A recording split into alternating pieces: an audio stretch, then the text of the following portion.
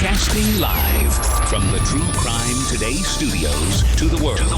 This is Murder in the Morning with Tony Bruschi and Stacey Cole. From the Hit Killers Podcast, Murder in the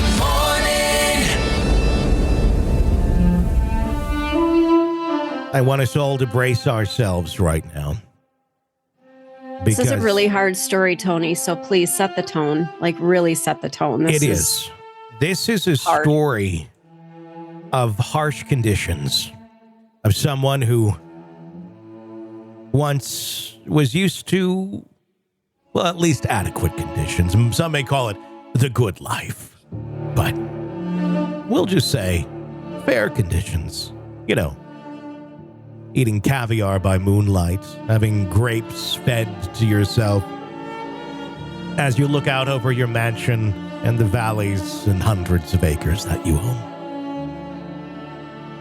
And then the sex workers show up, and then the FBI shows up, and then Homeland Security shows up, and you end up in prison. But that's what we're talking about here. The unfair treatment of a man that deserves more.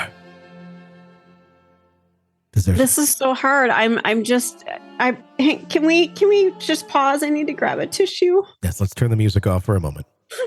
Okay. It's okay. Here we go. I can do this.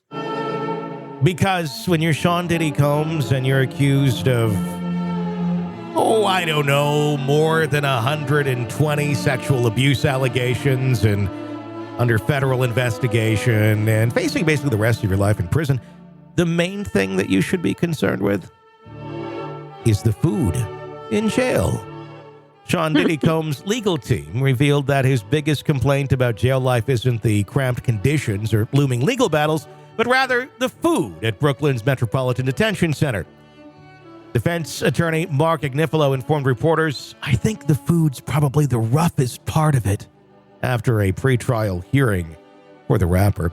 I gotta say, these attorneys for Diddy, they're like well-known, good attorneys, highly paid, but I gotta say their PR game is shit.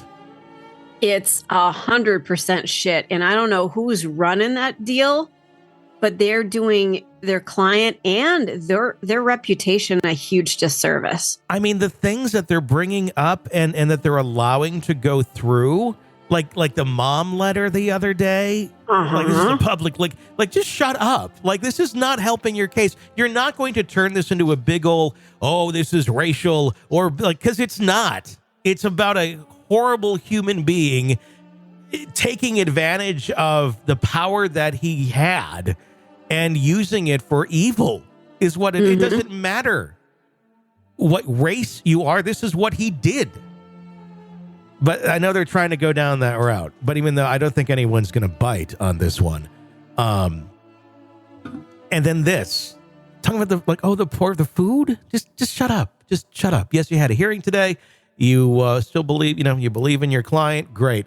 Let's not even talk about shit that other people are going to look at and roll their eyes. Since his mid-September arrest, Combs has been held at the MDC, awaiting trial on charges of sex trafficking, racketeering, and transportation for prostitution.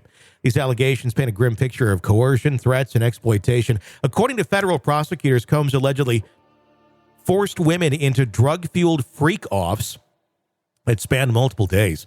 The MDC, known for its challenging conditions, to say the least, serves 3 daily meals, which reportedly include a breakfast at 6 a.m. with items like cereal and fruit.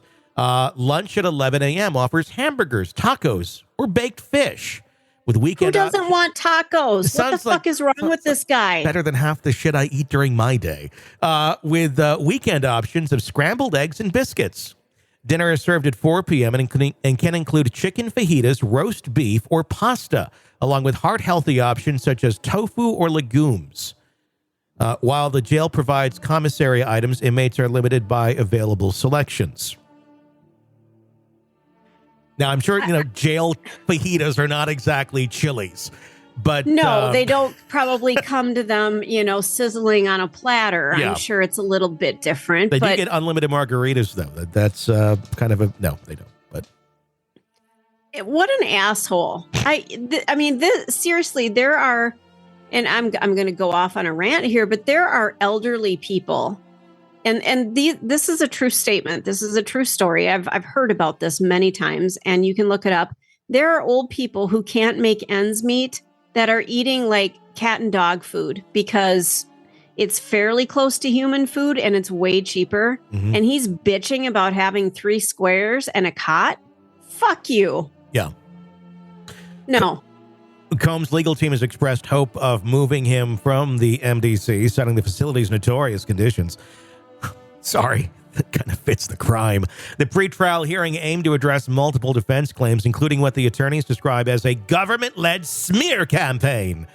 The defense argues that the Department of Homeland Security agents leaked video footage, which CNN published in May, showing Combs allegedly assaulting his former girlfriend, Cassie Ventura. In the court filing, the defense labeled those allegation leaks as underhanded tactics, asserting that they amounted to government misconduct. So they're literally trying to make him a victim of the video which depicts him violently assaulting and victimizing Cassie Ventura when he's stomping on her head at an elevator bank and then dragging her down the hall by her hair and chucking a lamp at her. They're somehow trying to paint this, that he's the victim. Yep. Because they released that. That's underhanded of you. So underhanded of you, you government officials. Shame. Again, this is why they need a PR person. Because these attorneys don't know what the fuck they're doing in terms of PR. Nobody's going to get behind you. No. If you want to argue this shit in court, I guess argue this shit in court. But don't go out to the microphones and try to argue this shit. Because no one is going to get behind you. No one. Prosecutors were quick to reject the theory. U.S. Attorney Damian Williams dismissed it outright. And prosecutor Emily Johnson argued that the defense's filing was an attempt to suppress critical evidence. This is an effort to exclude a damning piece of evidence, she stated in court. The government's case against Combs continues to develop as investigators review more than 100 electronic devices seized from his properties. Johnson explained that the investigation is ongoing and could lead to additional charges against Combs, pending a thorough analysis of the data recovered. Yeah, our investigation is very much ongoing, Johnson told the judge, indicating the further evidence might emerge as prosecution of Combs comes through, and an extensive amount of digital material is analyzed. The judge has issued an order preventing both sides now from disclosing any new evidence not already public. So there's a gag order. While the defense sought to secure bail for Combs, the request was, of course, denied. He's going to remain in the MDC until his trial, which is now scheduled to begin May 5th of 2025. The 100 electronic devices, by the way, from what we understand, more than 90 terabytes of data. And how was it described yesterday by the people who had that data? What did they say? Fantastic or extraordinary or amazing? Oh, extraordinary. It's something like, I got to look it up. Diddy data is amazing. How did they do? It's in a headline I sent you yesterday. Let me go to my folder. Hang on a second. I have an entire folder of things that I've completed. Yeah. And there is a lot because Tony is by far one of the hardest working people I've ever met in my whole fucking life. Here it is. Prosecutors on Diddy's 90 terabytes of device data. It's extraordinary. Extraordinary. Okay, so there you go. They said it's extraordinary. That's a really interesting way of describing all the information. That's not just like it's a lot of data. It's extraordinary what data they have. Meaning there's a lot of shit in that data.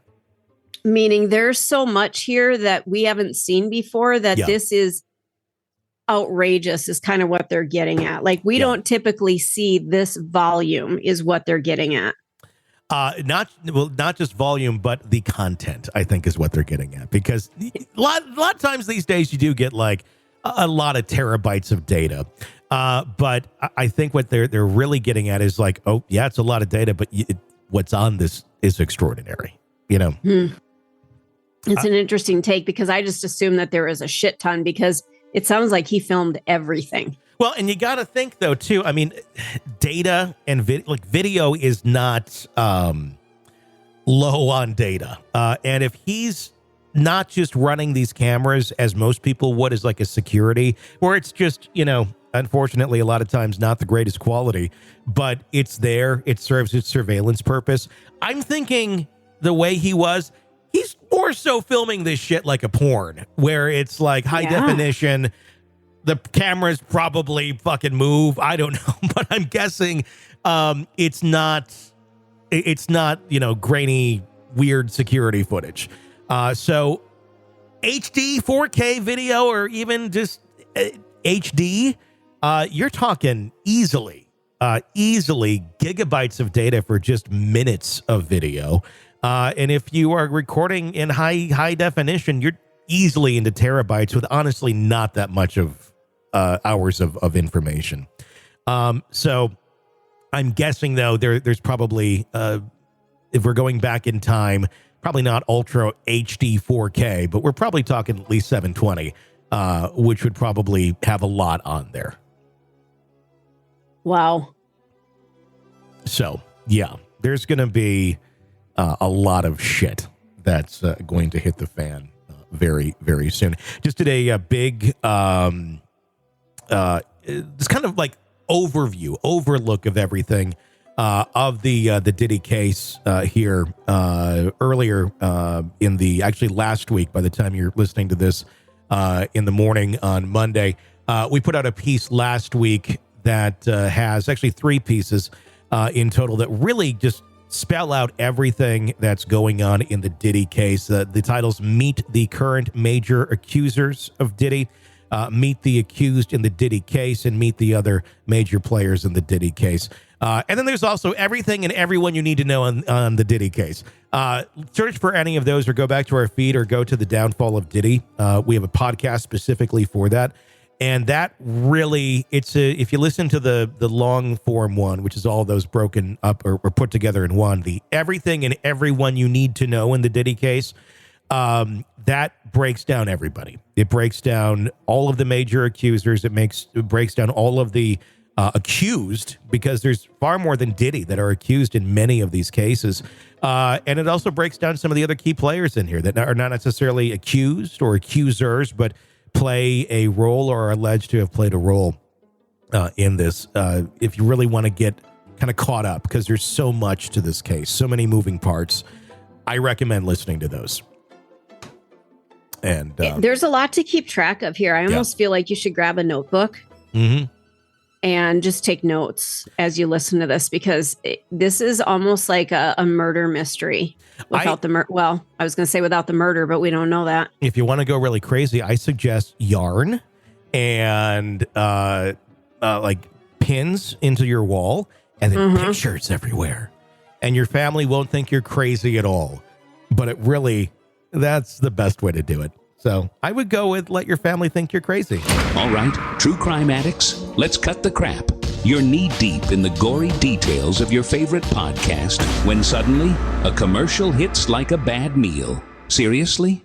You deserve better. Upgrade to True Crime Today Premium Plus on Apple Podcasts, where you can binge without those annoying ads. Plus, get extended interviews that go deeper into the darkness and early access to episodes so you can be the first to know. It's like trading up from fast food to fine dining, but with more blood. So, go ahead. Search for True Crime Today Premium Plus on Apple Podcasts. Subscribe and feast on the good stuff.